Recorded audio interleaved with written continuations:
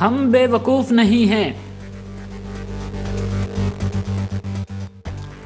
Fashion designer Maria be اداکارہ سجل علی پر برس پڑی۔ غیر ملکی جھنڈا فروغ دینے پر پاکستان کی معروف فیشن ڈیزائنر ماریہ بی اداکارہ سجل علی پر برس پڑی، جنہوں نے اداکارہ پر سنگین الزامات عائد کیے ہیں۔ سجل علی پاکستان ہی نہیں بلکہ عالمی سطح پر بھی منفرد شناخت بنا چکی ہیں، جنہیں جمیمہ خان کی فلم میں بھی کام کا موقع ملا، جس کے ڈائریکٹر شیکھر کپور بھی سجل علی کی صلاحیتوں کے معترف ہیں۔ شیکھر کپور نے اپنے حالیہ انٹرویو میں بتایا کہ سجل علی کو فلم میں کاسٹ کرنے کے لیے بہت سے لوگوں نے کہا تھا، جس کے بعد میں نے جمیمہ سے مل کر یہ فیصلہ کیا۔ سجل بہت خوبصورت ہیں، جن کی آنکھوں میں بے پناہ معصومیت ہے۔ شیکھر کپور کا مزید کہنا تھا کہ سجل علی کی ایکٹنگ میں ایک درد ہے اور ان کی پرفارمنس بہت مضبوط ہوتی ہے۔ وہ بہت ہی شرمیلی اور نرم مزاج ہیں۔ میں نے جس طرح چاہا انہوں نے فلم میں ویسے ہی کام کیا، جس سے پوری ٹیم بہت خوش ہے۔ ایک طرف سجل علی کو عالمی سطح پر پذیرائی مل رہی ہے تو دوسری طرف انہیں اپنے ہی ملک میں تنقید کا سامنا ہے، جس میں معروف فیشن ڈیزائنر پیش ہیں۔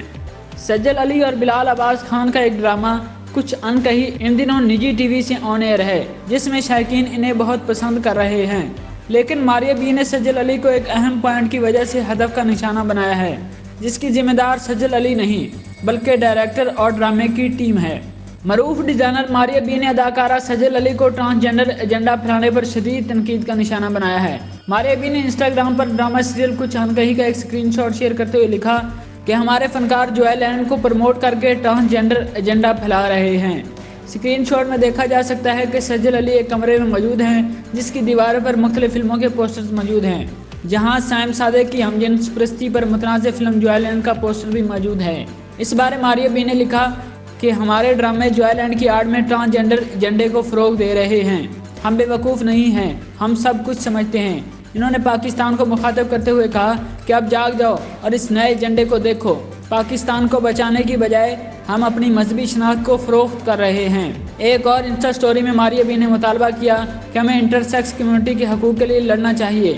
انہیں ہمیشہ حقوق سے محروم رکھا گیا ہے، لیکن اب ٹرانسجینڈر لوگ انٹرسیکس لوگوں کا حق مار رہے ہیں۔